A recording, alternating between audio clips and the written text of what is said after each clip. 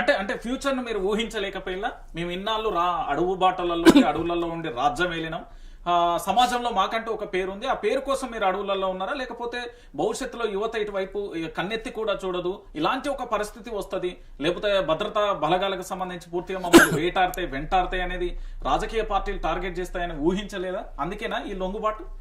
ఇప్పుడు Maoist party సమీక్షించుకోవాలి ఈ కోణం నుంచి. ఇప్పుడు గత 50 ఏళ్ల నుంచి సాయుధ పోరాట ఉద్యమం కొనసాగుతున్నది. సరే, ఆ పోరాటం లోపట గత 50 ఏళ్ల చరిత్ర లోపట చాలా గొప్ప గొప్ప ఉద్యమాలు కొనసాగించిన చరిత్ర ఉంది, చాలా ఉంది. అది అంటే 40 సంవత్సరాలకు పైగా కూడా వాళ్ళ ఉద్యమాలు కొనసాగించిన చరిత్ర ఇది. ఒక చిన్న ప్రశ్న అడగచ్చా? మీరు చాలా చాలా ఉద్యమాలు అన్నారు కదా, మీరు కొంతమంది పేర్లు చెప్తా, అనంత్ గాని, కబీర్ గాని, లేదా రామ్దేర్ గాని, శ్యామ్ గాని, లేకపోతే సోను గాని, ఆసన్న గాని, వివేక్ గాని, మీరు చెప్పిన పేర్లలో ఏం చేసిలు వీళ్ళు సమాజం కోసం? వాళ్ళు స్పష్టంగా ఒక పోరాటం చేసిన ఓ పర్టికులర్ గా ఈ అంశం గురించి అంటే ఏం చెప్తారు? మావోయిస్టు పార్టీలో వ్యక్తులు చేయరు ఏదైనా. పార్టీ అయినా ఏం చేసింది? పార్టీ చేసిన చరిత్ర గత 50 ఏళ్ల కాలం లోపల భూస్వామి వర్గానికి వ్యతిరేకంగా భూ పోరాటాలు కొనసాగించారు. సార్, అది అప్పటి జనరేషన్ కు సంబంధించి.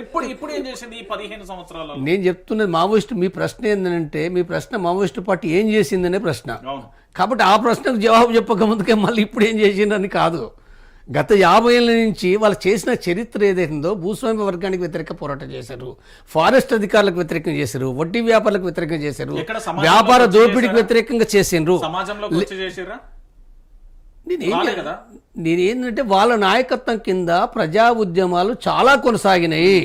ఇప్పుడు నేను ఇంకొకటి, తెలంగాణ ఉంది, ప్రత్యేక తెలంగాణ రాష్ట్రం కూడా ఉంది. ప్రత్యేక తెలంగాణ రాష్ట్రాన్ని ప్రారంభించింది ఎవరు?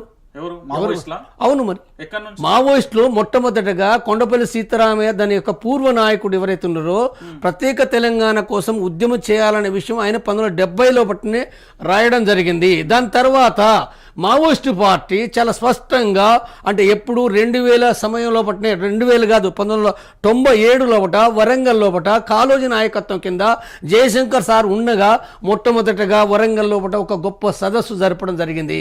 ఈ సదస్సు ప్రకారంగా తెలంగాణ జనసభ అనేది భూమయ్య నాయకత్వం కింద, చనిపోయింది, ఆయన్ను చంపేసిండ్రు, భూమయ్య నాయకత్వం కింద మొట్టమొదటిగా ఏర్పడింది. ఈ ఏర్పడి అందులో బెల్లిలత ఉన్నది, ఇంకా అనేక మంది తెలంగాణ కోసం పనిచేసిన వాళ్ళని కూడా అంటే చంద్రబాబు ప్రభుత్వం చంపేయడం జరిగింది. అంటే వేరు నయీం మూటాతోటి వేరు పద్ధతులు చంపేశారు.